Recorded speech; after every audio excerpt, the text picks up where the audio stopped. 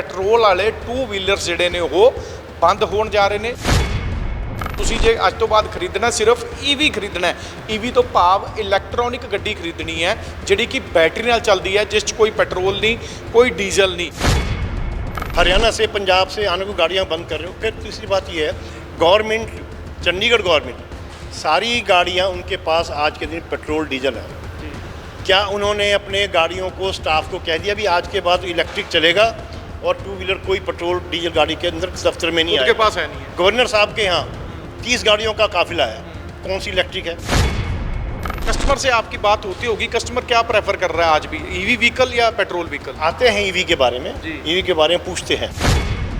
क्या चंडीगढ़ को इन्नी इलैक्ट्रिसिटी है कि और क्योंकि जो ईवी आ जाएंगे डबल हो जाएगा इलैक्ट्रिसिटी का। इस पहले तो पूरे शहर ਨੂੰ ਬਾਹਰੋਂ ਲੈ ਕੇ ਤੇ ਬਿਜਲੀ ਦੇ ਰਹੇ हैं, ਜਦੋਂ ਡਬਲ ਹੋ ਜਾਏਗੀ ਇਲੈਕਟ੍ਰਿਸਿਟੀ ਤੇ ਉਹ ਕਿੱਥੋਂ ਪੂਰੀ ਕਰਨਗੇ? ਚਾਰਜਿੰਗ ਨੂੰ ਤੁਸੀਂ ਰਿਸਕਫੁਲ ਕਿੱਦਾਂ ਮੰਨਦੇ ਹੋ? ਜੇ ਆਪਾਂ ਬੈਟਰੀ ਲਾ ਕੇ ਛੱਡ ਦਾਂਗੇ, ਚਾਰਜਿੰਗ ਰਿਸਕਫੁਲ ਹੈ? ਬਿਲਕੁਲ ਰਿਸਕਫੁਲ ਹੈ ਜੀ। ਇਹਦੇ 'ਚ ਕਦੀ ਵੀ ਅੱਗ ਲੱਗ ਸਕਦੀ ਹੈ। ਇਹਨਾਂ ਨੇ ਚੰਡੀਗੜ੍ਹ 'ਚ ਜਿਹੜੀ ਹੈ ਬੰਦ ਕਰ ਰਹੇ ਆ, ਇਹਦੇ ਨਾਲ 17 ਡੀਲਰਸ਼ਿਪਸ ਬੰਦ ਹੋ ਜਾਣਗੇ। ਸਾਡੇ 2500 EMPLOYਜ਼ ਹੈ ਸਾਰੀ ਡੀਲਰशिप्स ਦੇ, ਉਹ ਸਾਰੇ बेरोजगार हो जाएंगे। फोर व्हीलर की प्रॉब्लम भी यही है। अब देखिए ये शोरूम बराबर में खड़ा है होंडा का, इसने अभी कम से कम भी 2-2.5 करोड़ रुपए लगा के सारा रेनोवेट किया 1 साल पहले। इसी तरह मर्सिडीज़ के हैं, ऑडी के हैं, सबके शोरूम हैं। अगर ये सारे बंद हो जाएंगे, गवर्नमेंट का रेवेन्यू गया। ਅੱਜ 12 ਜੂਨ ਹੈ, 18 ਦਿਨਾਂ ਬਾਅਦ 30 ਜੂਨ ਤੋਂ ਬਾਅਦ ਜੇਕਰ ਤੁਸੀਂ ਕੋਈ ਆਪਣਾ ਪੈਸੇ ਖਰਚ ਕੇ, ਤੁਸੀਂ ਕੋਈ 60-70-80 ਹਜ਼ਾਰ ਰੁਪਏ ਖਰਚ ਕੇ ਆਪਣੇ ਪੈਸੇ ਜੋੜ ਕੇ ਕੋਈ ਟੂ ਵੀਲਰ ਲੈ ਕੇ ਆਉਂਗੇ ਜਿਹੜਾ ਪੈਟਰੋਲ ਨਾਲ ਚੱਲਦਾ ਹੈਗਾ, ਭਾਵੇਂ ਉਹ ਸਕੂਟਰ ਹੋਏਗਾ, ਮੋਟਰਸਾਈਕਲ ਹੋਏਗਾ, ਬਾਈਕ ਹੋਏਗੀ, ਤਾਂ ਤੁਸੀਂ ਆਪਣੇ ਪੈਸੇ ਮਿੱਟੀ ਕਰ ਲਓਗੇ, ਬਰਬਾਦ ਕਰ ਲਓਗੇ। ਜੇਕਰ ਚੰਡੀਗੜ੍ਹ ਪ੍ਰਸ਼ਾਸਨ ਦੇ ਅਸੀਂ ਹੁਕਮਾਂ ਨੂੰ ਲਾਗੂ ਕਰਾਂਗੇ, ਜੇ ਉਹਨਾਂ ਨੂੰ ਸਹੀ ਸਮਝਾਂਗੇ ਤਾਂ। कि एडमिनिस्ट्रेशन का जो फैसला है एनवायरनमेंट को हमने पॉल्यूशन फ्री बनाना है, बहुत अच्छी बात है। आज के दिन मोटरसाइकिल कोई पेट्रोल इलेक्ट्रिक का नहीं है। स्कूटर के अंदर अगर है पेट्रोल का है 80-85 हज़ार का, और वही स्कूटर इलेक्ट्रिक का लो तो वो है 1-1.5 लाख का, 1,60,000 का, ये सब्सिडी के बाद। ਸੋ ਹਾਲ ਹੀ ਦੇ ਵਿੱਚ ਚੰਡੀਗੜ੍ਹ ਐਡਮਿਨਿਸਟ੍ਰੇਸ਼ਨ ਦੇ ਇੱਕ ਹੁਕਮ ਜਾਰੀ ਹੋਏ ਨੇ ਕਿ ਅੱਜ ਤੋਂ 18 ਦਿਨਾਂ ਬਾਅਦ, ਅੱਜ 12 ਜੂਨ ਹੈ, 18 ਦਿਨਾਂ ਬਾਅਦ 30 ਜੂਨ ਤੋਂ ਬਾਅਦ ਜੇਕਰ ਤੁਸੀਂ ਕੋਈ ਆਪਣਾ ਪੈਸੇ ਖਰਚ ਕੇ, ਤੁਸੀਂ ਕੋਈ 60-70-80 ਹਜ਼ਾਰ ਰੁਪਏ ਖਰਚ ਕੇ ਆਪਣੇ ਪੈਸੇ ਜੋੜ ਕੇ ਕੋਈ ਟੂ ਵੀਲਰ ਲੈ ਕੇ ਆਉਂਗੇ ਜਿਹੜਾ ਪੈਟਰੋਲ ਨਾਲ ਚੱਲਦਾ ਹੈਗਾ, ਭਾਵੇਂ ਉਹ ਸਕੂਟਰ ਹੋਏਗਾ, ਮੋਟਰਸਾਈਕਲ ਹੋਏਗਾ, ਬਾਈਕ ਹੋਏਗੀ, ਤਾਂ ਤੁਸੀਂ ਆਪਣੇ ਪੈਸੇ ਮਿੱਟੀ ਕਰ ਲਓਗੇ, ਬਰਬਾਦ ਕਰ ਲਓਗੇ। ਜੇਕਰ ਚੰਡੀਗੜ੍ਹ ਪ੍ਰਸ਼ਾਸਨ ਦੇ ਅਸੀਂ ਹੁਕਮਾਂ ਨੂੰ ਲਾਗੂ ਕਰਾਂਗੇ, ਜੇ ਉਹਨਾਂ ਨੂੰ ਸਹੀ ਸਮਝਾਂਗੇ ਤਾਂ, ਕਿਉਂਕਿ ਪੈਟਰੋਲ ਵਾਲੇ ਟੂ ਵੀਲਰਸ ਜਿਹੜੇ ਨੇ ਉਹ ਬੰਦ ਹੋਣ ਜਾ ਰਹੇ ਨੇ। ਚੰਡੀਗੜ੍ਹ ਪ੍ਰਸ਼ਾਸਨ ਯੂਟੀ ਹੈ, ਸਾਡੇ ਦੇਸ਼ ਦੇ ਵਿੱਚ 8-9 ਜਿਹੜੇ ਯੂਟੀ ਨੇ ਉਹਨਾਂ 'ਚੋਂ ਇੱਕ ਹੈਗਾ, ਤੇ ਇੱਥੇ ਹੁਕਮ ਜਾਰੀ ਹੋ ਚੁੱਕੇ ਨੇ। ਗਿਣ ਕੇ 18 ਦਿਨ ਬੱਚੇ ਨੇ ਵੀ ਤੁਸੀਂ ਜੇ ਅੱਜ ਤੋਂ ਬਾਅਦ ਖਰੀਦਣਾ ਸਿਰਫ ਈਵੀ ਖਰੀਦਣਾ ਹੈ। ਈਵੀ ਤੋਂ ਭਾਵ ਇਲੈਕਟ੍ਰੋਨਿਕ ਗੱਡੀ ਖਰੀਦਣੀ ਹੈ ਜਿਹੜੀ ਕਿ बैटरी ਨਾਲ ਚੱਲਦੀ ਹੈ, ਜਿਸ 'ਚ ਕੋਈ ਪੈਟਰੋਲ ਨਹੀਂ, ਕੋਈ ਡੀਜ਼ਲ ਨਹੀਂ। ਫੈਸਲਾ ਕਿੰਨਾ ਕੁ ਲਾਭਕਾਰੀ ਹੈਗਾ ਕਿ ਲੋਕਾਂ ਨੂੰ ਵਾਕਈ ਈਵੀ ਗੱਡੀਆਂ ਦੀ ਲੋੜ ਹੈਗੀ ਹੈ? ਚੰਡੀਗੜ੍ਹ ਦਾ ਐਟਮੋਸਫੀਅਰ ਹੈ ਜਿਹੜਾ ਇੱਦਾਂ ਦਾ ਹੈਗਾ ਕਿ ਈਵੀਸ ਗੱਡੀਆਂ ਇੱਥੇ ਸਕਸੈਸਫੁਲ ਹੋਣਗੀਆਂ। ਸਾਡੇ ਨਾਲ ਇਸ ਖੇਤਰ ਨਾਲ ਜੁੜੇ ਹੋਏ ਲੰਮੇ ਸਮੇਂ ਤੋਂ ਕੰਮ ਕਰ ਰਹੇ ਨੇ ਰਾਮ ਕੁਮਾਰ ਗਰਗ ਜੀ, ਉਹ ਵੀ ਮੌਜੂਦ ਹੈਗੇ ਨੇ, ਭਾਈ ਬਲਵਿੰਦਰ ਸਿੰਘ ਜੀ ਵੀ ਹੈਗੇ ਨੇ, ਤੇ ਸੋਸ਼ਲੀ ਜੇ ਆਪਾਂ ਦੇਖਾਂਗੇ ਤਾਂ ਪ੍ਰੇਮ ਕੁਮਾਰ ਗਰਗ ਵੀ ਮਹਿਸੂਸ ਨੇ। ਇਸ ਫੈਸਲੇ ਨੂੰ ਕਿੱਦਾਂ ਲੈਂਦੇ ਆ, ਗੱਲ ਕਰਦੇ हैं। सो गर्ग साहब, सबसे पहला सवाल यही कि लंबे समय से पेट्रोल वाले जो टू व्हीलर बनते आ रहे हैं, जो सरकार कह रही है, ये चंडीगढ़ प्रशासन कह रहा है जी कि ये एनवायरनमेंट फ्रेंडली है, वातावरण को हमने हरा भरा रखना है, ये आपको जायज़ कारण लगता है पेट्रोल व्हीकल बंद करने का? देखिए एडमिनिस्ट्रेशन का जो फैसला है एनवायरनमेंट को हमने पॉल्यूशन फ्री बनाना है, बहुत अच्छी बात है। हम उसके साथ हैं, गवर्नमेंट के, एडमिनिस्ट्रेशन के भी साथ हैं। पर उस पॉल्यूशन के अंदर उस कानून को देखते हुए या उस चीज़ को देखते हुए ये तो कुछ नहीं होगा कि भी टू व्हीलर की सेल ही बंद कर दो टोटल। टू व्हीलर की सेल बंद करने से कितना पोल्यूशन कम होएगा? देखिए भारत 4 बना, भारत 6 बना, उसके बाद EV2 भी आ गया, जिसके अंदर पोल्यूशन बहुत निग्लिजिबल है। कारों को देखते हुए तो स्कूटर टू व्हीलर के अंदर तो ये पोल्यूशन है ही नहीं किसी किस्म का। जब से ये इंडिया में टू व्हीलर बना है, पेट्रोल पर चलता आ रहा है, अब EV चालू हुआ है, करते करते EV कहाँ से पूरा करेंगे? आज के दिन हिंदुस्तान के अंदर सारे जो मोटरसाइकिल स्कूटर बनते हैं वो 7 लाख पर ईयर 2022-23 के अंदर 7 लाख बने हैं। उसके वीज़ा वीज़ जो पेट्रोल के स्कूटर बने हैं वो बने हैं 1.5 करोड़। मतलब आंकड़ा बहुत अंतर है, कहाँ 7 लाख कहाँ 1.5 करोड़। कहाँ 1.5 करोड़। और इस साल के अंदर जो गवर्नमेंट की नीति योग है, उनका कहना है कि भी 10 लाख बनेंगे और उसके अगेंस्ट 1 करोड़ 80 लाख पेट्रोल के स्कूटर बनेंगे। आज के दिन मोटरसाइकिल कोई पेट्रोल इलेक्ट्रिक का नहीं है। स्कूटर के अंदर अगर है पेट्रोल का है 80-85 हज़ार का, और वही स्कूटर इलेक्ट्रिक का लो तो वो है 1.5 लाख का, 1,60,000 का। ये सब्सिडी के बाद, सब्सिडी के बाद 1.5 लाख सब्सिडी के बाद। और उसके बाद एक और है, उसकी जो बैटरी है इलेक्ट्रिक वाले की 32,000 रुपये की बैटरी है, 2 साल 3 साल की लाइफ है उसकी। 2 साल में 3 साल में 32,000 रुपये खर्च करके बैटरी खर्च करेगा, नहीं उड़ाएगा। तो मतलब पक्का खर्चा बन गया अभी। 3 साल बाद मैंने इतना खर्च नहीं है। 3 साल तो ज़्यादा है, 2 साल में भी खत्म हो सकती है बैटरी, क्योंकि इसके स्टार्ट कितनी बारी करता है, कितना चलता है, उसकी लाइफ की उस पर डिपेंड करेगी। बैटरी की क्वालिटी की बात, बैटरी क्वालिटी की बात करेगी। दूसरा सबसे बड़ी बात है, आज के दिन जितनी बड़ी बड़ी कंपनियाँ हैं, एनफील्ड है, सुजुकी है, हीरो है, होंडा है, यामा है, टीवीएस की छोटी मोटी आई हैं, बातें कोई बना ही नहीं रहा अभी। सबका ये है कि 2025 तक बनाएंगे, क्योंकि जब तक कि लिथियम बैटरी की डिस्पोजल, सबसे बड़ा बता रहा हूँ मैं, डिस्पोजल आज के दिन कहीं नहीं है। बैटरी सारे हिंदुस्तान में लिथियम बैटरी की डिस्पोजल का कोई प्रपोजल नहीं है, कोई साधन नहीं है। इसके अलावा दूसरा जो है सबसे बड़ी बात, कि आज के दिन अवेलेबिलिटी नहीं है। अगर मान लो 7 लाख और कहाँ 1.5 लाख, 7 लाख साल में और 1.5 लाख एक महीने में, कहाँ से पूरी करोगे, कहाँ से कस्टमर को मिलेगा? इसीलिए उन्होंने कीमतें भी 80-80 हज़ार की बजाय 1.5 लाख रुपए, 2 लाख रुपए कीमत रख दी है उसकी। अच्छा, तो कस्टमर से आपकी बात होती होगी, कस्टमर क्या प्रेफर कर रहा है आज भी, ईवी व्हीकल या पेट्रोल व्हीकल? आते हैं ईवी के बारे में, ईवी के बारे में पूछते हैं, ये नहीं कहते हम भी नहीं पूछते हैं तो उनको हम सब चीज़ बता देते हैं भी ये चीज़ है, हमारी तो गाड़ी 2025 में आएगी, इससे पहले इलेक्ट्रिक है। वो कहते हैं जो देसी कंपनियाँ बना रही हैं, कोई बढ़िया कंपनी तो बना नहीं रही, इसलिए हम तो डर के मारी नहीं लेंगे। आज के दिन भी पेट्रोल को रेफ़र करते हैं। सबसे बड़ी बात एक और है, वो कहते हैं मेरे घर में रात को बिजली नहीं है और मेरी चार्जिंग स्कूटर नहीं हुआ, तो मैं तो 1.5 लाख खर्च करके अपने घर में बिस्तरे में सोऊंगा पड़ के, नौकरी पे जा ही नहीं पाऊंगा, अपनी गैर हाजिरी लगवाऊंगा, एक दिन की तनख्वाह भी खाऊंगा और उसके बाद मेरा वो पैसे भी बेकार गए। तो पेट्रोल में कम से कम आधा लीटर पेट्रोल भी पवा के मैं कम से कम ऑफिस जाके घर तो आ जाऊँगा ना। 2 चीज़ें हैं। तीसरा, गवर्नमेंट ने पॉलिसी बनाई, बड़ी अच्छी बात है भाई। ये तो सोचो, चंडीगढ़ के अंदर पॉलिसी बनाई, Chandigarh is part of India और नॉट, हिंदुस्तान का पार्ट है। सारे हिंदुस्तान में, क्या सारे वर्ल्ड में ये पॉलिसी नहीं है कैपिंग की। देखिए, नीति आयोग नहीं मानता इस बात को भाई, वो कहते हैं 30% 2030 तक होनी चाहिए। अभी पीएमओ की उसमें PMO adviser mister Tarun Kapoor, उनकी अध्यक्षता में एक कमेटी बनी है। उन्होंने कहा है कि 2035 तक 35-40% तक ईवी पेनिट्रेशन होनी चाहिए। ये नहीं कहा होगी, होनी चाहिए। अवेयरनेस करेंगे, उसके लिए सब काम करेंगे। आजकल लिथियम बैटरी है कहाँ, सारा इंपोर्ट करना पड़ता है। लिथियम बैटरी की फैक्ट्री इंडिया में है नहीं, बाहर से इंपोर्ट कर रहे हैं। मैन्युफैक्चरिंग भी हमारे पास नहीं है। मैन्युफैक्चरिंग भाई नहीं, बहुत थोड़ी बहुत बैटरी है तो बना रहे हैं, जिसके मटेरियल तो बाहर से आ रहा है ना। अब मोदी जी कहते हैं नहीं, बाहर से कोई चीज़ें मत लाओ, यहाँ इंडिया में बनाओ। मोदी जी कहते हैं कि भी यहाँ इंडिया के अंदर विकास करो, इंडिया मेड चीज़ें को लगाओ, यहाँ नौकरियाँ दो, काम को बढ़ाओ, बिजनेस को बढ़ाओ। चंडीगढ़ गवर्नमेंट कहती है नहीं, आप ये शोरूम बंद करो अपने 2 व्हीलर के, पेट्रोल डीजल के, पंचकुला चले जाओ, मोहाली चले जाओ, यहाँ तक का भी अपनी शॉप बंद करके तुम इलेक्ट्रिक ले लो। नहीं मिलता तो भाई तुम देख लो, कुछ करना है। हमने कहा जी पंजाब हरियाणा सब जगह से मोटरसाइकिल स्कूटर आ रहे हैं, उसका क्या है, उसको बंद कर दो आप। कहते नहीं, वो नहीं बंद कर सकते, हम चार्जेस बढ़ा रहे हैं। किस चीज़ के चार्जेस बढ़ा रहे हैं? रजिस्ट्रेशन चार्जेस बढ़ा रहे हैं कारों पे। अरे भाई, जब तुम स्कूटर मोटरसाइकिल ही बंद कर दोगे रजिस्ट्रेशन, तो चार्जेस किसके लिए बढ़ा रहे हैं आप? हरियाणा से पंजाब से आने को गाड़ियाँ बंद कर रहे हो। फिर तीसरी बात ये है, गवर्नमेंट, चंडीगढ़ गवर्नमेंट, सारी गाड़ियाँ उनके पास आज के दिन पेट्रोल डीजल है।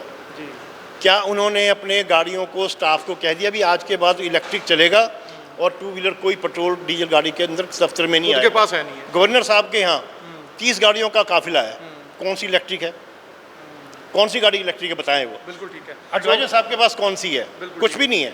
अभी गवर्नमेंट, चंडीगढ़ गवर्नमेंट की पुलिस डिपार्टमेंट ने 30 गाड़ियाँ सफारी ली हैं, टाटा सफारी कवच के नाम से, ताकि शहर के अंदर एक डीजल होंगी सारी, वो सारी डीजल पेट्रोल है। तो क्यों नहीं इलेक्ट्रिक ले लेते वो? क्योंकि वो 60 लाख की है, ये 15 लाख में काम हो जाएगा उनका। ਸੋ ਬਲਵਿੰਦਰ ਸਿੰਘ ਜੀ, ਤੁਹਾਡੇ ਤੱਕ ਆ ਰਿਹਾ, ਇੱਕ ਆਮ ਬੰਦਾ ਜਦੋਂ 50-60 ਪੈਸੇ ਵੀ ਤੇਲ ਦੇ ਵੱਧਦੇ ਆ ਹੈ, ਲੋਕਾਂ ਨੂੰ ਸਾਨੂੰ ਲੱਗਦਾ ਕਿ ਬੜਾ ਬਜਟ ਸਾਡਾ ਹਿਲ ਜਾਏਗਾ। ਸੋ ਨਹੀਂ, ਤੁਹਾਨੂੰ ਬੈਨੀਫੀਸ਼ੀਅਲ ਨਹੀਂ ਲੱਗ ਰਿਹਾ ਫਿਰ ਵੀ ਇਲੈਕਟ੍ਰਿਕ ਆ ਜਾਣਗੀਆਂ, ਪੈਟਰੋਲ ਦਾ ਖਰਚਾ ਨਹੀਂ, ਡੀਜ਼ਲ ਦਾ ਖਰਚਾ ਨਹੀਂ? ਇੰਝ ਹੈ ਜੀ ਕਿ ਹਰ ਬੰਦਾ ਚੰਡੀਗੜ੍ਹ ਦੇ ਅੰਦਰ ਨਹੀਂ 2 ਵੀਲਰ ਆਪਣਾ ਘੁਮਾਉਂਦਾ। ਉਹਨੂੰ ਘੁਮਾਉਣ ਵਾਸਤੇ ਚਾਹੀਦਾ ਹੈ ਜੀ ਕਿ ਅਗਰ ਉਹ ਚੰਡੀਗੜ੍ਹ ਤੋਂ 20 ਕਿਲੋਮੀਟਰ 50 ਕਿਲੋਮੀਟਰ ਦੂਰ ਵੀ ਜਾਣਾ ਹੈ ਤੇ ਈਵੀ ਨਹੀਂ ਜਾ ਸਕਦੀ। ਕਾਸਟ ਦੀ ਗੱਲ ਨਹੀਂ ਹੈ ਜੀ, ਮੇਨ ਚੀਜ਼ ਹੈ ਕਸਟਮਰ ਨੂੰ ਕਾਸਟ ਤੇ ਪਏਗੀ ਇਹਦੀ ਵੀ। ਉਹਨੂੰ ਜਦੋਂ 3 ਸਾਲ ਬਾਅਦ ਬੈਟਰੀ ਚੇਂਜ ਕਰਾਉਣੀ ਪਏਗੀ 30-32 ਹਜ਼ਾਰ ਰੁਪਏ ਦੀ, ਉਹਦੇ ਵਾਸਤੇ ਵੀ ਲੋਨ ਲੈਣਾ ਪਏਗਾ ਇੱਕ ਮਿਡਲ ਕਲਾਸ ਜਾਂ ਲੋਅਰ ਮਿਡਲ ਕਲਾਸ ਆਦਮੀ ਨੂੰ, ਭਾਵੇਂ ਛੋਟਾ ਲੋਨ ਲਓ, ਚਾਹੇ ਛੋਟਾ ਲੋਨ ਲੈਣਾ ਪਏਗਾ। ਔਰ ਟੂ ਵੀਲਰ ਜਿਹੜਾ ਵੀ ਹੈ ਉਹ ਹੁਣ ਤੁਸੀਂ ਅਗਰ ਕੱਲ ਕਸੋਲੀ ਜਾਣਾ ਚਾਹੁੰਦੇ ਹੋ, ਕਿਧਰੇ ਵੀ ਜਾਣਾ ਚਾਹੁੰਦੇ ਹੋ, ਈਵੀ ਜਾਏਗੀ ਨਹੀਂ ਉਹਦੇ ਤੇ। ਸੈਕਿੰਡ ਚੀਜ਼ ਹੈ ਸਾਡੇ ਇੱਥੇ ਟੂਰਿਜ਼ਮ ਹੈ, ਟੂਰਿਜ਼ਮ ਸਾਡੇ ਰੈਂਟਲ ਬਾਈਕਸ ਬਹੁਤ ਜਾਂਦੇ ਹੈ ਜਿਹਦੇ ਤੇ ਕਸਟਮਰ ਬਾਹਰੋਂ ਆਉਂਦਾ ਹੈ। ਚੰਡੀਗੜ੍ਹ ਦਾ ਟੂਰਿਜ਼ਮ ਵੀ ਵੱਧਦਾ ਹੈ, ਉਹ ਇੱਥੋਂ ਲੇਹ ਲਦਾਖ ਮੋਟਰਸਾਈਕਲ ਰੈਂਟਲ ਲੈ ਕੇ ਜਾਂਦੇ। ਚੰਡੀਗੜ੍ਹ ਤਕਰੀਬਨ 70 ਤੋਂ 80 ਰੈਂਟਲ ਕੰਪਨੀਆਂ ਹੈ ਜਿਹੜੀਆਂ ਬਾਈਕਸ ਰੈਂਟਲ ਕਰਦੀਆਂ। ਠੀਕ ਹੈ। ਜਦੋਂ ਉਹਨਾਂ ਦੀ ਬਾਈਕਸ ਹੀ ਨਹੀਂ ਉਹਨਾਂ ਨੂੰ ਮਿਲਣਗੀਆਂ, ਉਹ ਰੈਂਟਲ ਦਾ ਧੰਦਾ ਬੰਦ ਹੋ ਜਾਏਗਾ। ਚੰਡੀਗੜ੍ਹ ਦੇ ਟੂਰਿਜ਼ਮ ਨੂੰ ਵੀ ਫਰਕ ਪਏਗਾ ਉਹਦੇ ਨਾਲ। ਔਰ ਇਹਦੀ ਕਾਸਟ ਇੰਨੀ ਵੱਧ ਗਈ ਹੈ। ਟੂ ਵੀਲਰ ਤੁਸੀਂ ਇੱਕ ਚੀਜ਼ ਦੇਖੋ, ਇੱਕ ਐਕਟਿਵਾ ਜਾਂ ਇੱਕ ਸੁਜ਼ੂਕੀ ਸਕੂਟਰ 70 ਤੋਂ 80 ਹਜ਼ਾਰ ਦਾ ਆਉਂਦਾ ਹੈ। ਇੱਕ ਈਵੀ ਜਿਹੜੀ ਆਉਂਦੀ ਹੈ 1,50,000 1,60,000 ਦੀ, ਲੱਖ ਤੋਂ ਉੱਪਰ ਹੀ ਹੈ, 1.5 ਲੱਖ ਦੀ ਹੈ ਜੀ। 1.5 ਲੱਖ। ਉਹਦੀ ਚਾਰਜਿੰਗ ਦੀ ਪ੍ਰੋਬਲਮ। ਸਰ ਨੇ ਬਿਲਕੁਲ ਠੀਕ ਕਿਹਾ ਜੀ ਕਿ ਉਹ ਬੰਦਾ ਚਾਰਜ ਕਿੱਥੇ ਕਰੇਗਾ। क्या चंडीगढ़ को इन्नी इलैक्ट्रिसिटी है कि और क्योंकि जो ईवी आ जाएंगे डबल हो जाएगा इलैक्ट्रिसिटी का। इस पहले तो पूरे शहर में बाहरों लैके बिजली दे रहे हैं, जो डबल हो जाएगी इलैक्ट्रिसिटी तो वो कितों पूरी करेंगे। ਚਾਰਜਿੰਗ ਨੂੰ ਤੁਸੀਂ ਰਿਸਕਫੁਲ ਕਿੱਦਾਂ ਮੰਨਦੇ ਹੋ? ਜੇ ਆਪਾਂ ਬੈਟਰੀ ਲਾ ਕੇ ਛੱਡ ਦਾਂਗੇ, ਚਾਰਜਿੰਗ ਰਿਸਕਫੁਲ ਹੈ? बिल्कुल रिस्कफुल है जी। ਇਹਦੇ 'ਚ ਕਦੀ ਵੀ ਅੱਗ ਲੱਗ ਸਕਦੀ ਹੈ। ਜਿਨ ਸਾਡਾ ਮੋਬਾਈਲ ਹੈ, ਮੋਬਾਈਲ ਫਿਰ ਵੀ ਨਵੇਂ ਆ ਗਏ, ਲੇਕਿਨ ਈਵੀ ਦੀ ਬੈਟਰੀ ਕਿੰਨੇ ਕੇਸਿਸ ਹੋਏ ਆ ਜਿਨ੍ਹਾਂ ਵਿੱਚ ਚਾਰਜਿੰਗ ਤੇ ਲਗਾਉਣ ਤੋਂ ਬਾਅਦ ਅੱਗ ਲੱਗ ਗਈ। ਕਿੰਨੇ ਕੇਸਿਸ ਹੈਗੇ ਆ? ਹੈਦਰਾਬਾਦ ਹੋਇਆ ਕੋਈ ਕੇਸ ਲੇਟੈਸਟ? ਹੈਦਰਾਬਾਦ ਇੱਕ ਹੋਇਆ ਜੀ, ਈਵੀ ਦੀ ਇੱਕ ਡੀਲਰਸ਼ਿਪ ਸੀਗੀ, ਉਹਦੇ ਉੱਪਰ ਹੋਟਲ ਸੀਗਾ। ਅੱਜ ਤੋਂ ਆਈ ਥਿੰਕ 6 ਮਹੀਨੇ ਪੁਰਾਣੀ ਗੱਲ ਹੈ। ਉਹਦੇ ਰਾਤ ਨੂੰ ਬੈਟਰੀ ਉਹਨੂੰ ਅੱਗ ਲੱਗ ਗਈ ਈਵੀ ਸਕੂਟੀ ਨੂੰ, ਤੇ ਹੋਟਲ ਵੀ ਜਲ ਗਿਆ ਜਿਹਦੇ ਵਿੱਚ 10 ਬੰਦੇ ਜਲੇ। और सेफ्टी नहीं है। अगर मैं किसी ਨੂੰ ਵੀ ਕੋਈ ਕਹੇ ਕਿ ਮੈਂ ਆਪਣੀ ਈਵੀ ਸਕੂਟਰ ਤੁਹਾਡੇ ਘਰ ਖੜੀ ਕਰ ਦਿਆਂ, ਉਹ ਸਿੱਧਾ ਕਹੇਗਾ ਜੀ ਬਾਹਰ ਖੜੀ ਕਰ ਦਿਓ, ਪਤਾ ਨਹੀਂ ਕਦੋਂ ਅੱਗ ਲੱਗ ਜਾਏ। ਪ੍ਰਸ਼ਾਸਨ ਦਾ ਕਹਿਣਾ ਵੀ ਆਪਾਂ এনवायरमेंट ਨੂੰ ਅੱਗੇ ਵਧਾਉਣਾ, ਆਪਾਂ ਇਹ ਤੁਹਾਨੂੰ ਕਿੰਨਾ ਜਸਟੀਫਾਈ ਰੀਜ਼ਨ ਲੱਗਦਾ? ਨਹੀਂ, ਇਹ ਜਸਟੀਫਾਈ ਨਹੀਂ ਹੈ, ਕਿਉਂਕਿ ਜਦੋਂ ਲੀਥੀਅਮ ਬੈਟਰੀ ਬੰਦੀ ਉਹ ਕਿੰਨਾ ਪੋਲਿਊਸ਼ਨ ਕਰਦੀ ਹੈ। ਜਿੰਨਾ ਸਾਡਾ ਸਕੂਟਰ ਪੂਰੀ ਉਮਰ 'ਚ ਨਹੀਂ ਕਰਦਾ, ਸਾਰਾ ਨਹੀਂ ਕਰਦਾ, ਉਸ ਤੋਂ ਜ਼ਿਆਦਾ ਲੀਥੀਅਮ ਬੈਟਰੀ ਬੰਦੇ ਹੋਏ ਉਹ ਪੋਲਿਊਸ਼ਨ ਕਰ ਰਹੀ। ਬੈਟਰੀ ਵੇਸਟ ਵੀ ਚੈਲੰਜ ਹੋਏਗਾ ਫਿਰ? ਬਿਲਕੁਲ ਬੈਟਰੀ ਵੇਸਟ ਚੈਲੰਜ ਹੋਏਗਾ। ਇਹਦੀ ਕੋਈ ਇਹਨਾਂ ਕੋਲ ਪਾਲਿਸੀ ਨਹੀਂ ਹੈਗੀ। ਸਕ੍ਰੈਪ ਕਿੱਥੇ ਕਰਨੀ ਹੈ? ਕੋਈ ਸਕ੍ਰੈਪ ਹੋਣ ਦੀ ਡਿਸਪੋਜ਼ਲ ਦੀ ਪਾਲਿਸੀ ਨਹੀਂ ਹੈ। ਔਰ ਹਰ 3 ਸਾਲ ਬਾਅਦ ਸਕੂਟਰ ਅਗਰ 7 ਲੱਖ ਸਾਲ ਦਾ ਬਣ ਰਿਹਾ ਅਜੇ, ਇਹ 22 ਲੱਖ 21 ਲੱਖ 3 ਸਾਲ ਬਾਅਦ ਬੈਟਰੀਆਂ ਕਿੱਥੋਂ ਕਰਨਗੇ ਰਿਪਲੇਸ? ਕਿੱਥੇ ਜਗ੍ਹਾ ਹੈਗੀ 22 ਲੱਖ? ਅਜੇ ਤੇ ਉਹ ਵਿਕੀ ਬਾਣੀ ਬਹੁਤ ਘੱਟ ਰਿਹਾ ਹੈ। ਇਹ ਬੈਟਰੀਆਂ ਕਿੱਥੇ ਉਹ ਸਕ੍ਰੈਪ ਕਰਨਗੇ? ਇਹਦੀ ਕੋਈ ਪਾਲਿਸੀ ਨਹੀਂ ਹੈ। ਸਿਟੀ ਦੇ ਅੰਦਰ ਸਿਰਫ ਸਾਨੂੰ ਉਹ ਇੱਕ ਨਵਾਂ ਪੋਲਿਊਸ਼ਨ ਆ ਜਾਏਗਾ, ਉਹ ਨਵਾਂ ਇੱਕ ਪੋਲਿਊਸ਼ਨ ਆਏਗਾ। ਸੈਕਿੰਡ ਚੀਜ਼ ਇਹਨਾਂ ਨੇ ਚੰਡੀਗੜ੍ਹ 'ਚ ਜਿਹੜੀ ਹੈ ਬੰਦ ਕਰ ਰਹੇ ਆ, ਇਹਦੇ ਨਾਲ 17 ਡੀਲਰਸ਼ਿਪਸ ਬੰਦ ਹੋ ਜਾਣਗੇ। ਸਾਡੇ 2500 ਇੰਪਲੋਈਜ਼ ਹੈ ਸਾਡੀ ਡੀਲਰਸ਼ਿਪਸ ਦੇ, ਉਹ ਸਾਰੇ ਬੇਰੁਜ਼ਗਾਰ ਹੋ ਜਾਣਗੇ, ਕਿਉਂਕਿ ਸਾਨੂੰ ਡੀਲਰਸ਼ਿਪਸ ਬੰਦ ਕਰਨੀਆਂ ਪੈਣਗੀਆਂ। ਡੀਲਰ ਵੀ ਬੇਰੁਜ਼ਗਾਰ ਹੋਣਗੇ ਹੀ, ਡੀਲਰ ਵੀ ਬੇਰੁਜ਼ਗਾਰ ਹੋਣਗੇ, ਉਹ ਵੀ ਹੋਣਗੇ। ਔਰ ਇੱਕ ਚੀਜ਼ ਹੋਰ, ਸਾਡੇ ਕੰਪਨੀਆਂ ਨੇ ਸ਼ੋਰੂਮਾਂ 'ਤੇ ਪੈਸਾ ਬਹੁਤ ਲਗਵਾਇਆ ਹੁੰਦਾ ਜੀ, ਔਰ ਕਈ ਚੀਜ਼ਾਂ ਜਿਹੜੀਆਂ ਰਿਟਰਨ ਨਹੀਂ ਹੁੰਦੀਆਂ। ਕਈ ਸਾਡੀਆਂ ਡੀਲਰਸ਼ਿਪਸ, ਸਾਡੀ ਮੀਟਿੰਗ ਉਹ ਬੈਂਕਰਪਟ ਹੋ ਜਾਣਗੇ। ਗਵਰਨਮੈਂਟ ਖੁਦ ਚਾਹ ਕੇ ਕਰਕੇ ਸਾਡੇ ਡੀਲਰਸ ਨੂੰ ਬੈਂਕਰਪਟ ਕਰਾਉਣਾ ਚਾਹ ਰਹੀ ਹੈ। ਦਿਵਾਲੀਆ ਹੋ ਜਾਓਗੇ। ਬਿਲਕੁਲ ਦਿਵਾਲੀਆ ਹੋਣਗੇ ਜੀ ਉਹਦੇ ਨਾਲ, ਕਿਉਂਕਿ ਉਹਨਾਂ ਦੀ ਸੇਲ ਨਹੀਂ ਹੋਣੀ ਆ, ਸ਼ੋਰੂਮ ਬੰਦ ਹੋਣਗੇ। ਬੈਂਕ ਦਾ ਪੈਸਾ ਕਿੱਥੋਂ ਵਾਪਸ ਕਰਨਗੇ? ਕਿਉਂਕਿ ਜਿਹੜਾ ਹੁਣ ਸ਼ੋਰੂਮਾਂ 'ਤੇ ਸਾਡਾ 1.5 ਕਰੋੜ ਰੁਪਇਆ ਲੱਗਿਆ ਹੋਇਆ, 2-2 ਕਰੋੜ 1.5 ਕਰੋੜ ਕੰਪਨੀਆਂ ਨੇ ਲਗਵਾਇਆ, ਉਹ ਪੈਸਾ ਤਾਂ ਜ਼ੀਰੋ ਹੋ ਗਿਆ, ਮਿੱਟੀ ਹੈ, ਉਹ ਬਿਲਕੁਲ ਮਿੱਟੀ ਹੈ ਜੀ। ਸੋ ਗਰਗ ਸਾਹਿਬ, ਤੁਸੀਂ ਬਤੌਰ ਸੀਏ ਵੀ, ਤੁਹਾਡੇ ਪ੍ਰੋਫੈਸ਼ਨ ਦੇ ਤੌਰ ਤੇ ਵੀ ਦੇਖੀਏ, ਇੱਕ ਆਮ ਬੰਦੇ ਦੇ ਤੌਰ ਤੇ ਵੀ, ਕਿਉਂਕਿ ਕਾਰ ਸਕੂਟਰ ਤੁਹਾਡੇ ਕੋਲ ਵੀ ਹੋਏਗਾ, ਤੇ ਇਹ ਕਿੰਨਾ ਕੁ ਤੁਹਾਨੂੰ ਜਸਟੀਫਾਈ ਲੱਗਦਾ? ਇਹ ਦੇਖੋ, ਇੱਕ ਯੂਨੀਵਰਸਲ ਰੂਲ ਹੁੰਦਾ ਹੈ, ਹਰ ਇੱਕ ਚੀਜ਼ ਫੇਜ ਆਊਟ ਹੁੰਦੀ ਹੈ। ਜਿਸ ਤਰ੍ਹਾਂ ਪਹਿਲਾਂ ਟੈਲੀਫੋਨ ਹੁੰਦੇ ਸੀਗੇ, ਮੋਬਾਈਲ ਆ ਗਏ, ਹੌਲੀ ਹੌਲੀ ਕਰਕੇ ਟੈਲੀਫੋਨ ਫੇਜ ਆਊਟ ਹੋ ਗਏ। ਕਿਉਂਕਿ ਬੇਸਿਕਲੀ ਤੁਸੀਂ ਇਹ ਨਹੀਂ ਕਹਿੰਦੇ ਕਿ ਟੈਲੀਫੋਨ ਰੱਖਣਾ ਬੰਦ ਕਰ ਦਿਓ, ਹੁਣ ਮੋਬਾਈਲ ਸ਼ੁਰੂ ਕਰ ਦਿਓ। ਜਾਂ ਸੋਲਰ ਦਾ ਹੈਗਾ, ਸੋਲਰ ਪੈਨਲ ਆਏ ਨੇ, ਲੇਕਿਨ ਤੁਸੀਂ ਇਹ ਨਹੀਂ ਕਹਿ ਸਕਦੇ ਜੀ ਜੋ ਕੋਲ ਵਾਲੇ ਥਰਮਲ ਪਲਾਂਟ ਹੈ ਉਹ ਬੰਦ ਕਰ ਦਿਓ। ਐਟੋਮੈਟਿਕਲੀ ਜਿਹੜਾ ਐਵੋਲੂਸ਼ਨ ਹੈ, ਐਟੋਮੈਟਿਕਲੀ ਚੀਜ਼ਾਂ ਫੇਜ ਆਊਟ। ਜੇ ਇਲੈਕਟ੍ਰੀਕਲ ਵਹੀਕਲ ਕੋਸਟ ਇਫੈਕਟਿਵ ਹੋਣਗੇ, ਪੋਲਿਊਸ਼ਨ ਦੇ ਨਾਲ ਫਰੈਂਡਲੀ ਹੋਣਗੇ, ਤਾਂ ਨੈਚੁਰਲੀ ਜਿਹੜੇ ਵਹੀਕਲ ਹੈਗੇ ਇਹਦੇ ਪੈਟਰੋਲ ਦੇ, ਉਹ ਆਪਣੇ ਆਪ ਹੌਲੀ ਹੌਲੀ ਫੇਜ ਆਊਟ ਹੋ ਜਾਣਗੇ। ਅਤੇ ਦੂਸਰਾ ਕੀ ਹੈ ਕਿ ਸਾਰੇ ਇੰਡੀਆ 'ਚ ਕਿਤੇ ਵੀ ਇਹ ਰੂਲ ਨਹੀਂ ਬਣਿਆ ਜੇ ਕਿ ਜੀ ਤੁਸੀਂ 1 ਜੁਲਾਈ ਤੋਂ ਬੰਦ ਕਰ ਦਿਓ। ਸਿਰਫ ਚੰਡੀਗੜ੍ਹ ਇਕੱਲਾ, ਚੰਡੀਗੜ੍ਹ ਤੋਂ ਬਹੁਤ ਜ਼ਿਆਦਾ ਇੰਨਾ ਪੋਲਿਊਸ਼ਨ ਦੀ ਪ੍ਰੋਬਲਮ ਹੀ ਨਹੀਂ, ਦਿੱਲੀ 'ਚ ਬਹੁਤ ਬੜੀ ਪ੍ਰੋਬਲਮ, ਬੰਬੇ 'ਚ ਬਹੁਤ ਬੜੀ ਪ੍ਰੋਬਲਮ ਹੈ।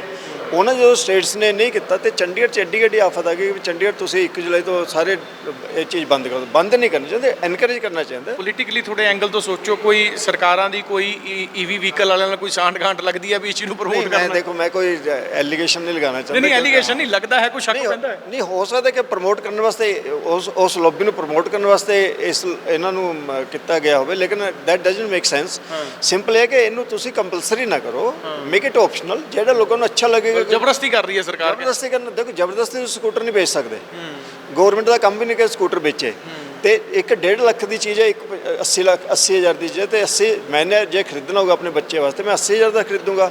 ਔਰ ਜਿਸ ਤਰ੍ਹਾਂ ਇਹਨਾਂ ਨੇ ਦੱਸਿਆ ਕਿ 32,000 ਦੀ ਬੈਟਰੀ ਉਹਦੇ 'ਚ ਜਿਹੜੀ 2 ਜਾਂ 3 ਸਾਲ ਖਤਮ ਹੋ ਜਾਣੀ ਹੈ, ਤੇ economically it is not making any sense.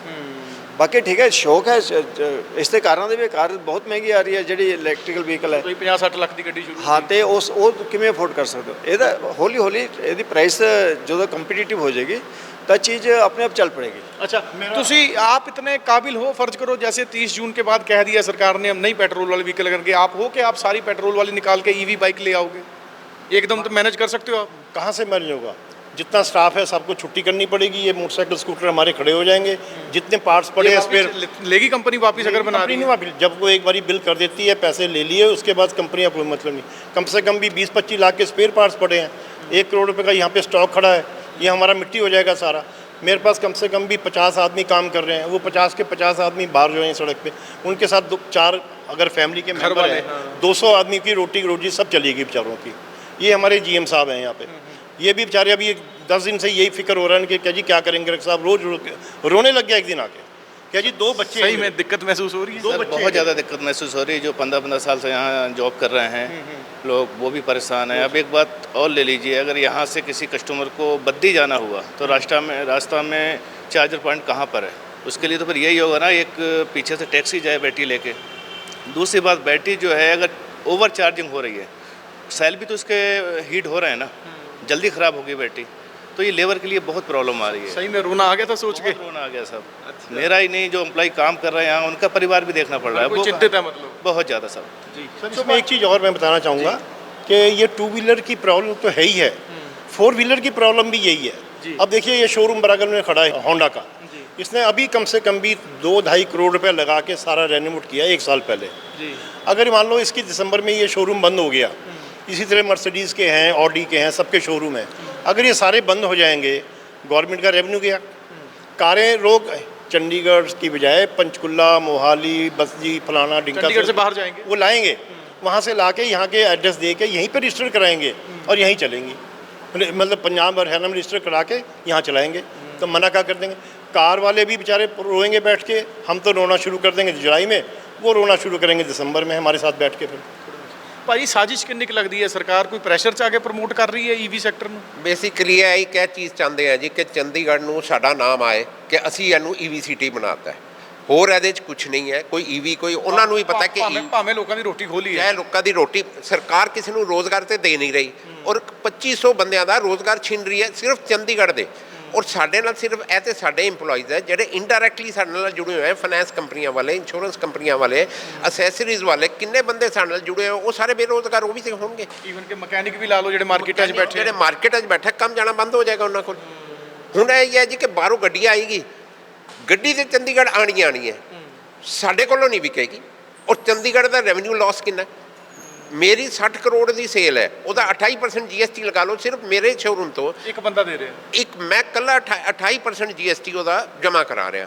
60 crore the 28% GST ਲਗਾ ਲਓ, ਕਿੰਨਾ ਹੈ ਸਰਕਾਰ ਨੂੰ ਲਾਸ ਹੈਗਾ ਇਹਦਾ। ਤੁਹਾਡੇ ਵਰਗੇ ਹੋਰ ਕਈ ਬੈਠੇ ਆ, ਅਸੀਂ 16 ਡੀਲਰ ਹਾਂ ਜੀ, 16-17 ਡੀਲਰ ਹੈ, ਸਾਰਿਆਂ ਦਾ ਟੋਟਲ ਕਰੋ ਕਿ ਕਿੰਨਾ ਡੀਲਰ ਹੋ। ਪਲੱਸ ਅਸੀਂ ਰੈਵਨਿਊ ਦੇ ਰਹੇ ਹਾਂ ਰਜਿਸਟ੍ਰੇਸ਼ਨ ਕਰਾ ਕੇ। ਹੁਣ 22,000 ਗੱਡੀ ਹਰ ਸਾਲ ਰਜਿਸਟ੍ਰੇਸ਼ਨ ਹੋ ਰਹੀ ਹੈ, ਰਜਿਸਟ੍ਰੇਸ਼ਨ ਦੇ ਚਾਰजेस ਅਸੀਂ ਪੇ ਕਰ ਰਹੇ ਹਾਂ। ਔਰ EV ਫ੍ਰੀ ਹੈ, ਇਹਦੀ ਕੋਈ ਰਜਿਸਟ੍ਰੇਸ਼ਨ ਚਾਰजेस ਨਹੀਂ। ਪ੍ਰਮੋਟ ਕਰਨਾ ਹੈ ਬਿਲਕੁਲ ਕਰੋ, ਅਸੀਂ ਮਨਾ ਨਹੀਂ ਕਰ ਰਹੇ, ਰਜਿਸਟ੍ਰੇਸ਼ਨ ਫ੍ਰੀ ਕਰ ਦਿਓ, ਜੋ ਮਰਜ਼ੀ ਕਰੋ, ਸਾਨੂੰ ਉਹਦੇ ਨਾਲ ਦਿੱਕਤ ਨਹੀਂ ਹੈ। ਅਸੀਂ ਵੀ ਚੰਡੀਗੜ੍ਹ ਰਹਿੰਦੇ ਹਾਂ ਜੀ, ਪਿਛਲੇ ਤਕਰੀਬਨ 1957 ਤੋਂ ਮੇਰੀ ਡੀਲਰਸ਼ਿਪ ਹੈ, ਮੇਰੇ ਗ੍ਰੈਂਡਫਾਦਰ ਨੇ ਸਟਾਰਟ ਕੀਤੀ ਸੀ। ਮੈਂ 3rd ਜਨਰੇਸ਼ਨ ਹੈ, ਮੇਰੇ ਬੇਟੇ ਨੇ 4th ਜਨਰੇਸ਼ਨ ਜਿਹਨੇ ਜੁਆਇਨ ਕੀਤੀ ਹੈ। ਅਸੀਂ 4 ਜਨਰੇਸ਼ਨ ਤੋਂ ਇਹੀ ਕੰਮ ਕਰ ਰਹੇ ਹੋ, ਬੰਦ ਕਰਨਾ ਪਏਗਾ 4 ਜਨਰੇਸ਼ਨ ਦਾ ਬਿਜ਼ਨਸ। ਔਰ ਇਹ 2 ਸਟ੍ਰੋਕ ਨਹੀਂ ਹੈ ਜਿਹੜਾ ਪੋਲਿਊਸ਼ਨ ਕਰਦਾ ਹੈ, ਇਹ ਤੇ ਪੋਲਿਊਸ਼ਨ ਹੀ ਨਹੀਂ ਕਰਦਾ 2 व्हीलर। ये 4 स्ट्रोक इंजन है जी, 4 स्ट्रोक इंजन है। 4 स्ट्रोक इंजन की जो पोल्यूशन है ना, एमिशन है, वो बहुत जीरो के बराबर है। कारों से मतलब कार 4 व्हीलर की तो थोड़ी बहुत हो, इसमें तो पोल्यूशन का नाम ही नहीं है बिल्कुल भी। जो भारत 6 के बाद EV2 भी आ गए हैं, उसके अंदर है ही नहीं, वही गाड़ियाँ आ रही हैं और कोई गाड़ी बेच भी नहीं सकते। ਕੀ ਐਡਵਾਈਸ ਕੀ ਹੈ ਕੇਂਦਰ ਸਰਕਾਰ ਨੂੰ? ਮੇਰਾ ਤਾਂ ਇਹ ਹੈ ਜੀ, ਇਹ ਜੋ ਵੀ ਚੀਜ਼ ਹੈ ਹੌਲੀ ਹੌਲੀ ਫੇਜ ਆਊਟ ਹੋਏ, ਚੈੱਕ ਆਊਟ ਕੀਤਾ ਜਾਵੇ ਹਾਂ ਪਲਾਨ ਚੈੱਕ ਆਊਟ ਕੀਤਾ ਜਾਵੇ, ਹੌਲੀ ਹੌਲੀ 10% ਹਰ ਸਾਲ ਵਧਾਇਆ ਜਾਵੇ ਪ੍ਰੋਡਕਸ਼ਨ, ਔਰ ਉਹਦੇ ਨਾਲ ਆਪਣੇ ਆਪ ਆਟੋਮੈਟਿਕਲੀ ਲੋਕ ਜਿਹੜੇ ਸਵਿਚ ਓਵਰ ਕਰ ਲੈਣਗੇ, ਔਰ and it should be economical also. ਜ਼ਬਰਦਸਤੀ ਨਾ ਮਤਲਬ ਤੁਸੀਂ ਦਿਨ ਦੇ ਦਿੱਤੇ ਜਿਹੜੇ ਦੇਖੋ ਕੋਈ ਵੀ ਡੈਮੋਕ੍ਰੇਸੀ ਜ਼ਬਰਦਸਤੀ ਨਾਮ ਦੀ ਕੋਈ ਚੀਜ਼ ਨਹੀਂ ਹੁੰਦੀ, ਐਂਡ ਇਟ ਵਿਲ ਕਾਊਂਟਰਫਾਇਰ। ਸੋ ਇੱਕ ਵਾਰ ਤੁਹਾਨੂੰ ਦਿਖਾਵਾਂਗੇ ਵਹੀਕਲ ਇੱਥੇ ਖੜੇ ਹੋਏ ਨੇ, ਜਿਵੇਂ ਰਾਮ ਕੁਮਾਰ ਗਰਗ ਜੀ ਨਾਲ ਗੱਲ ਹੋ ਰਹੀ ਸੀ, ਕਰੋੜਾਂ ਰੁਪਏ ਦੇ ਵਹੀਕਲ ਜੇ ਇੱਕ ਏਜੰਸੀ ਦੇ ਵਿੱਚ ਖੜੇ ਹੋਏ ਨੇ ਤਾਂ ਇੱਕਦਮ ਇਹ ਕਿੱਥੇ ਜਾਣਗੇ, ਕਿਉਂਕਿ ਵਾਪਸ ਤਾਂ ਕਿਸੇ ਨੇ ਲੈਣੇ ਨਹੀਂ ਹੈਗੇ। ਔਰ ਵੀਅਤਨਾਮ ਵਰਗੇ, ਆਪਾਂ ਜੇ ਦੇਸ਼ਾਂ ਦੀ ਗੱਲ ਕਰੀਏ, ਵੀਅਤਨਾਮ ਵਰਗੇ ਮੁਲਕਾਂ ਦੇ ਵਿੱਚ EV ਜਿਹੜੇ ਵਹੀਕਲ ਨੇ ਬੰਦ ਹੋ ਗਏ ਨੇ। ਕਿਉਂ ਹੋ ਗਏ ਨੇ? ਉੱਥੇ ਪਾਵਰ ਕ੍ਰਾਈਸਿਸ ਹੋ ਗਿਆ, ਪਾਵਰ ਸ਼ਾਰਟੇਜ ਦਾ ਇਸ਼ੂ ਉੱਥੇ ਬਣ ਚੁੱਕਾ ਹੈ। ਬਈ ਸਾਡੇ ਕੋਲ ਬਿਜਲੀ ਨਹੀਂ ਆ, ਅਸੀਂ ਬਿਜਲੀ ਕਿੱਥੋਂ ਲਿਆਈਏ ਗੱਡੀਆਂ ਚਾਰਜ ਕਰਨ ਲਈ। ਚੰਡੀਗੜ੍ਹ ਦੇ ਵੀ ਹਾਲਾਤ ਨੇ। ਚੰਡੀਗੜ੍ਹ ਨਾਲ ਜੇ ਆਪਾਂ ਕਹੀਏ ਨਾਰਥ ਇੰਡੀਆ ਦੇ ਵਿੱਚ ਵੀ ਸਿਚੁਏਸ਼ਨ ਕੀ, ਪੂਰੇ ਦੇਸ਼ 'ਚ ਸਿਚੁਏਸ਼ਨ ਬਣੇਗੀ। ਇਫੈਕਟਡ ਸਭ ਤੋਂ ਪਹਿਲਾਂ ਨਾਰਥ ਇੰਡੀਆ ਹੋਏਗਾ। ਜਿਵੇਂ ਦੱਸਿਆ ਬਲਵਿੰਦਰ ਸਿੰਘ ਨਾਲ ਗੱਲ ਹੋ ਰਹੀ ਸੀ ਕਿ 16-17 2 ਵੀਲਰ ਡੀਲਰ ਬੈਠੇ ਨੇ, 2500 2,500 ਮੁਲਾਜ਼ਮ ਉਹਨਾਂ ਨਾਲ ਜੁੜਿਆ ਹੈ ਤੇ 100 ਕਰੋੜ ਸਾਲਾਨਾ ਦਾ ਜਿਹੜਾ ਵਹੀਕਲ ਸਿਰਫ ਇੱਕ ਚੰਡੀਗੜ੍ਹ ਵਰਗੇ ਸ਼ਹਿਰ 'ਚੋਂ ਜਿਹੜੇ ਇਹ ਡੀਲਰ ਨੇ ਉਹ ਕਰ ਰਹੇ ਨੇ। 1 ਅਰਬ ਰੁਪਏ ਦੇ ਕਰੀਬ ਜੇ ਉਹ ਦੇ ਰਹੇ ਨੇ। ਤੇ ਇਸ ਤਰ੍ਹਾਂ ਹੀ ਜਿਹੜੇ ਹੋਰ ਨਾਲ ਜੁੜੇ ਹੋਏ ਨੇ ਸਹਾਇਕ ਉਦਯੋਗ ਵਾਲੇ 10,000 ਦੇ ਕਰੀਬ ਅਜਿਹੇ ਪਰਿਵਾਰ ਜਿਹੜੇ ਹੋਣਗੇ, ਲੋਕ ਹੋਣਗੇ, ਬਿਲਕੁਲ ਸੜਕ ਤੇ ਆਉਣ ਵਾਲੀ ਗੱਲ ਹੋ ਜਾਏਗੀ ਉਹਨਾਂ ਲਈ। ਸੋ ਕਿਤੇ ਨਾ ਕਿਤੇ ਸਰਕਾਰ ਨੂੰ ਚਾਹੀਦਾ ਥੋੜ੍ਹਾ ਜਿਹਾ ਇਸ ਚੀਜ਼ ਨੂੰ ਉਹ ਧਿਆਨ ਕਰੇ ਕਿ ਜੇ ਇੱਕ ਬੰਦੇ ਦਾ 80,000 ਰੁਪਏ ਲੈ ਕੇ ਉਹਦਾ 2 ਵੀਲਰ ਮਿਲਦਾ ਹੈ ਕੰਮ ਤੇ ਆਉਣ ਜਾਣ ਲਈ, ਡਿਊਟੀ ਜਾਣ ਲਈ, ਤਾਂ 1.5 ਲੱਖ ਰੁਪਏ ਦੀ ਗੱਡੀ ਇੱਕ ਆਮ ਜਿਹੜਾ ਕੋਈ 30 ਤੋਂ 40,000 ਰੁਪਏ ਤਨਖਾਹ ਲੈਂਦਾ ਉਹ ਵੀ ਸ਼ਾਇਦ ਕਰਜ਼ਾ ਲੈ ਕੇ ਹੀ ਲੈ ਸਕੇਗਾ। ਸੋ ਦੇਖਣ ਦੀ ਲੋੜ ਹੈ, ਵਾਚਣ ਦੀ ਲੋੜ ਹੈ ਕਿ ਜੇ ਤੁਸੀਂ ਰੋਜ਼ਗਾਰ ਦੇ ਨਹੀਂ ਸਕਦੇ ਤਾਂ ਇੱਕ ਇਲੈਕਟ੍ਰੋਨਿਕ ਗੱਡੀਆਂ ਦੇ ਨਾਂ 'ਤੇ ਰੋਜ਼ਗਾਰ ਖੋਹਣ ਦਾ ਵੀ ਤੁਹਾਡਾ ਕੋਈ ਹੱਕ ਨਹੀਂ ਬਣਦਾ। ਚੀਜ਼ ਨੂੰ ਦੇਖਣ ਦੀ ਲੋੜ ਹੈ। ਵਿਜੇ ਸ਼ੋਕ ਦੇ ਨਾਲ ਬਲਜੀਤ ਮਰਵਾਹਾ, ਚੰਡੀਗੜ੍ਹ।